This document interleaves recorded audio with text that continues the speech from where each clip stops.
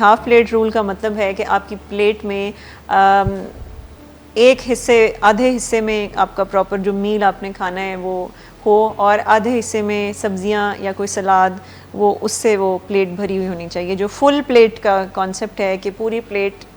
बिरयानी है तो उसमें पूरी प्लेट भरी होनी चाहिए, और रायते के लिए अलहदा और सैलड के लिए अलहदा प्लेट होनी चाहिए। तो ऐसे लोगों को हाफ प्लेट रूल भी हेल्प करती है। अच्छा, इसके अलावा ऐसे लोगों को ये चीज़ भी उनके लिए काफ़ी वर्क करेगी अगर वो अपने खाने की पेस स्लो कर दें। हमारा ब्रेन 20 मिनट तक खाने के बाद रजिस्टर करता है कि वो फुल है। ये जो जल्दी जल्दी मील स्टफ़र का मतलब है कि वो काफ़ी, क्योंकि 5-6 घंटे तक अगर कोई भूखा रहेगा तो वो तो फटाफट 5-10 मिनट में खाने की कोशिश करेगा, और उस वक्त तक उसकी जजमेंट भी बहुत ख़राब हो चुकी होती है जब भूखा रहने के बाद कोई काफ़ी घंटों बाद खाता है। तो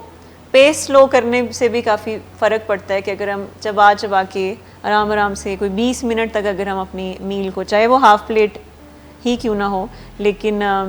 उसको हम स्लो डाउन करके उसकी स्पीड को अगर हम